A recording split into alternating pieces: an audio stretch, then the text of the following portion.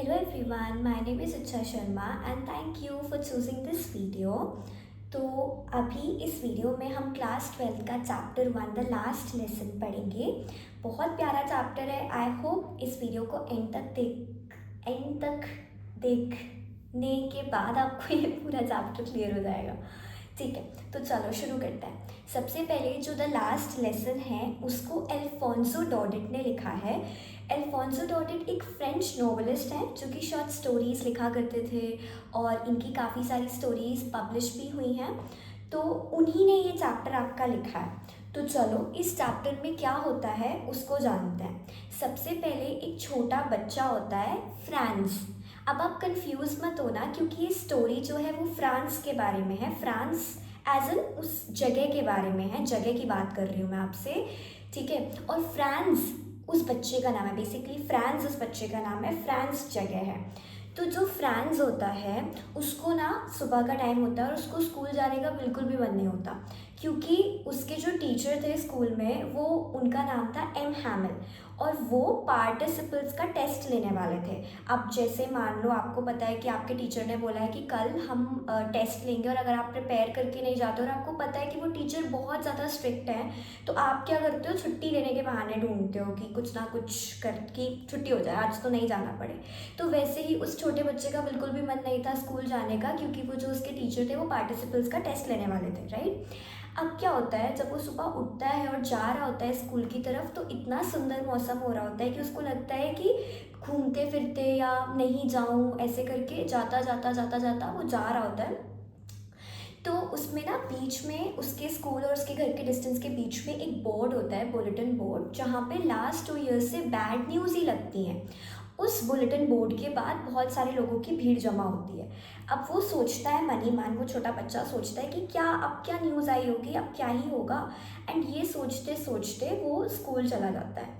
अब जब वो स्कूल जाता है तो वो देखता है कि वैसे स्कूल में तो बहुत शोर हो रहा होता है, बच्चे बहुत बात कर रहे होते हैं। आपने भी अपने आप जब हम स्कूल जाते हैं बच्चे खेल रहे हैं जब तक टीचर्स नहीं आई हैं। बेसिकली शांति नहीं होती, शोर हो रहा होता है। ठीक है, हमको 5 मिनट भी मिल जाते हैं ना क्लास में बिना टीचर के तो हम तो इतना शोर कर देते हैं।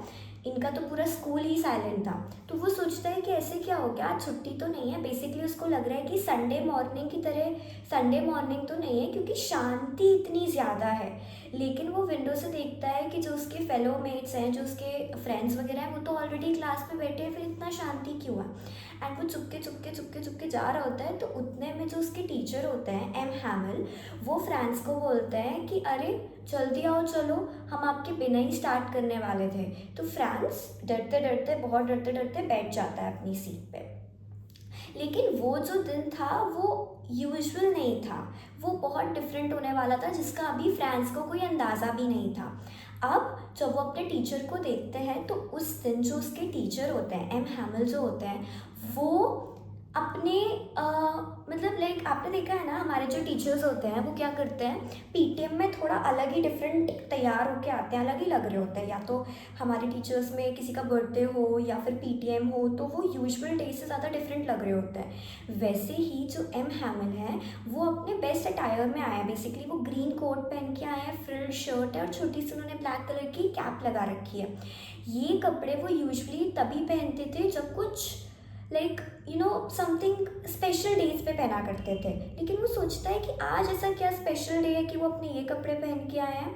एंड उसके बाद उसकी नज़र पड़ती है उसके पीछे वाली जो बेंचेस होती है ना उस पर, वो जो यूजुअली खाली रहती थी अब वो खाली नहीं थी। वहाँ पे जो जगह, उस जगह के फ्रांस के, इनफैक्ट मतलब नॉट फ्रांस, इतना बड़े इतने सारे लोग थोड़ी आ जाएंगे, लेकिन बूढ़े लोग भी आके बैठे हुए थे। बेसिकली बच्चों के लिए होता है स्कूल। ठीक है, आप देखो, आप इमेजिन करो कि आप एक दिन स्कूल उठ के गए और आप पीछे देख रहे हो और बहुत सारे एजेड लोग भी बैठे हैं, बहुत सारे आपके मतलब लाइक और लोग भी बैठे हैं जो आपके स्कूल से बिलोंग नहीं करते, जो आपके फ्रेंड्स नहीं हैं, वो भी बैठे हैं। तो अब वो सोचता है कि ये क्या हो रहा है, मतलब ऐसे क्यों।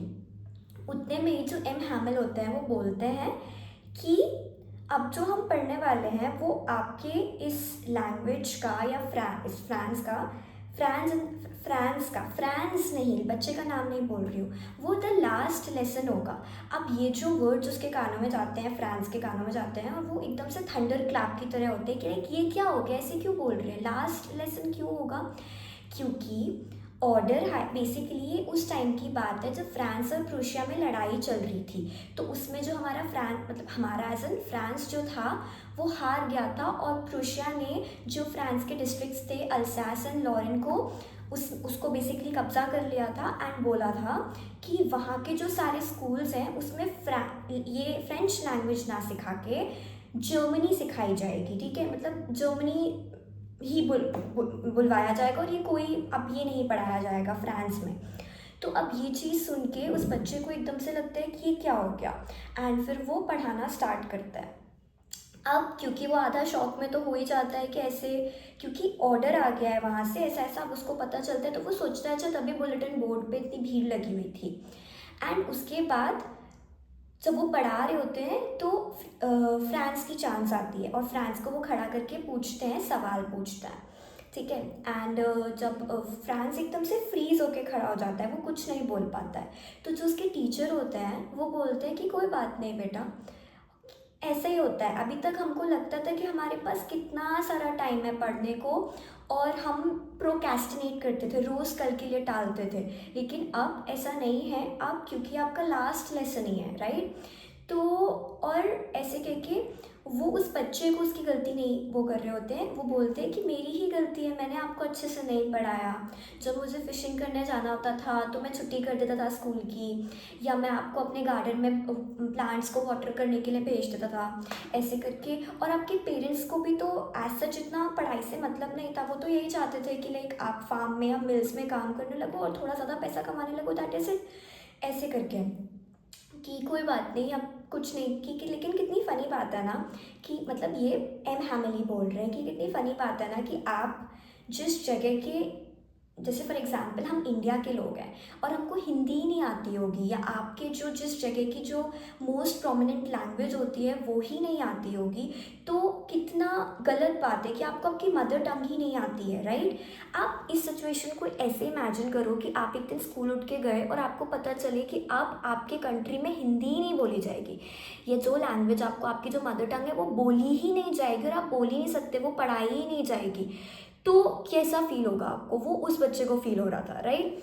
एंड उसके बाद वो फिर उसको बैठा देता है आगे, फिर ग्रामर में लेसन्स होते हैं, हिस्ट्री में लेसन्स होते हैं, ऐसे करके वो आगे पढ़ा रहे होते हैं। तो वो देखते हैं, तो वो जो बच्चा होता है वो फील कर पा रहा होता है कि लाइक सब इतने डेस्परेटली सुन रहे हैं, और वो पीछे जो इंसान, जो बूढ़े लोग आके बैठे हैं, वो क्यों आके बैठे हैं, वो इसलिए आके बैठे हैं क्योंकि वो थैंक करना चाहते हैं हमारे टीचर को, एम हैमिल को, जो लास्ट 40 ईयर्स से अपनी सर्विस दे रहे हैं, पढ़ा रहे हैं। एंड वो अपनी लैंग्वेज नहीं सीख पाए, वो जो लोग पीछे बैठे हुए हैं वो अपनी लैंग्वेज नहीं सीख पाए, उसके लिए भी वो बहुत सॉरी फील कर रहे हैं, क्योंकि कल से तो ये सब पढ़ाया ही नहीं जाएगा। तो एक ग्रैटिट्यूड, एक गिल्ट, ये सब उनके अंदर है, तभी वो वहाँ पे आके पढ़ने आए हैं। ठीक है, एंड इसके बाद वो देखता है कि लाइक पिन ड्रॉप साइलेंस हो रखा होता है क्लास में, एम हैमिल सिर्फ पढ़ा रहे हैं, और सिर्फ जो आप देख रहे हो ना, जो लोग वो लिख रहे हैं वो ऐसे पेन स्क्रैच की वॉइस आ रही है और कुछ वॉइस नहीं आ रही है। एंड इसके आगे क्या होता है, इसके आगे जो मतलब बेसिकली एक पिजन आ जाता है, पिजन या कोई एक बर्ड होती है, आई गेस पिजन ही है, मैं भूल गई थोड़ा, आप एक बार इसको रीड कर लेना। तो वो आ जाता है, तो उसको भी लोग इतना डेस्परेटली अपने नोटबुक्स पे एम हैमिल को फोकस कर रहे होते हैं कि वो उस बर्ड को, उस पिजन को कोई देखता ही नहीं। एंड फिर वो सोचता है कि क्या ये जो मतलब जो जीत गई है प्रूशिया वाले जो लोग हैं, वो क्या पिजन्स को भी जर्मनी लैंग्वेज ही बोलने पे मजबूर करेंगे क्या। मतलब ये एक सरकास्टिक वे है जिसमें कि आप लैंग्वेजेस को क्यों वो कर रहे हो, किसी को थोड़ी ना, ज़रूरी थोड़ी है कि आप सबको फोर्स करोगे, फोर्सफुली किसी को किसी की लैंग्वेज, क्योंकि ये तो गलत है ना। ये तो एक तरीके का कब्जा करने का भी डिफरेंट वो है, आप किसी का लैंड हथिया रहे हो, that is something different, but अगर आप किसी को फोर्सफुली बोल रहे हो कि आप यही लैंग्वेज बोलो, वो एक डिफरेंट चीज़ है। ठीक है, एंड इसके बाद एक बहुत इंपॉर्टेंट लाइन है, मैं आपको यहाँ पे कहीं ऐसे लिख दूँगी। उस लाइन का मतलब ये है कि जब तक आपको आपकी लैंग्वेज बोलनी आती है तब तक आपके पास आपके जेल की चाबी होती है। Now it is why it is very important. अब इसका क्या मतलब है, ये क्या बता दिया मैम आपने, मतलब कि अगर कोई इंसान है, उसको उसकी लैंग्वेज ही नहीं आएगी, जो उसकी मदर टंग है वो ही नहीं आएगी, तो वो अपने आप का स्टैंड नहीं ले पाएगा कहीं।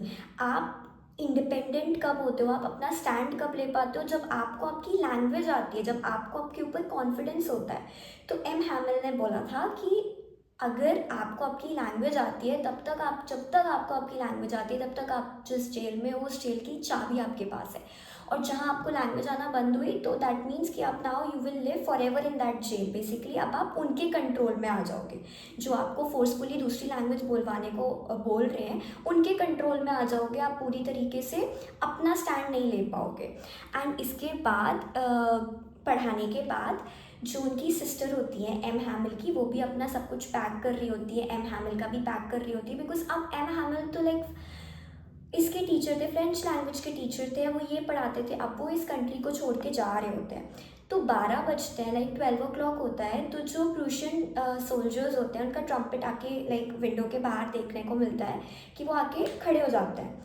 एंड जो एम हैमिल होते हैं वो ऐसे एकदम से खड़े होते हैं। आपकी इसमें एक लाइन और लिखी है कि इतना टॉल मैंने उनको कभी नहीं देखा। अब यहाँ पे वो आपसे टॉल की बात नहीं कर रहे हैं एज इफ कि यू नो कि वो बहुत लंबे हो गए, नहीं, इट इज़ लाइक कॉन्फिडेंट, और इट इज़ लाइक कि मतलब एक कॉन्फिडेंस को दर्शाना, वो ऐसे करके खड़े होते हैं। एंड वो कुछ बोलना चाहते हैं, जो एम हैमिल होते हैं वो कुछ बोलना चाहते हैं बट वो कुछ बोल नहीं पाते हैं। तो वो ना ऐसे चौक उठाते हैं और ऐसे वीला फ्रांस लिख देते हैं, which means long live France. और वो अपना जो हेड होता है, मान लो आप ये जो है ये बोर्ड है, ठीक है, इस पे ऐसे वीवला फ्रांस लिखते हैं और ऐसे टिका के, सर टिका के खड़े हो जाते हैं और अपना हैंड जेस्चर से बोलते हैं कि like class is dismissed, you may go. तो यहाँ पे आपका ये चैप्टर ख़त्म हो जाता है। आई होप आपको ये चैप्टर समझ आया होगा। अगर आया तो प्लीज़ इस चैप्टर को अच्छे से रीड कर लीजिएगा। बीच में हो सकता है छोटी छोटी चीज़ें मैंने मिस कर दी हो, तो वो आप रीड कर लोगे, आपको और अच्छे से क्लियर हो जाएगा। Thank you so much for watching this video. If you like this video, please like this video. अच्छी लगे तो लाइक कर दीजिएगा, और अगर आप मुझे कुछ पॉजिटिव फीडबैक देना चाहते हो तो प्लीज़ वो भी दे दीजिएगा ताकि मैं इम्प्रूव कर सकूँ। Okay, that's it. Thank you so much. Like, share, subscribe. Bye bye.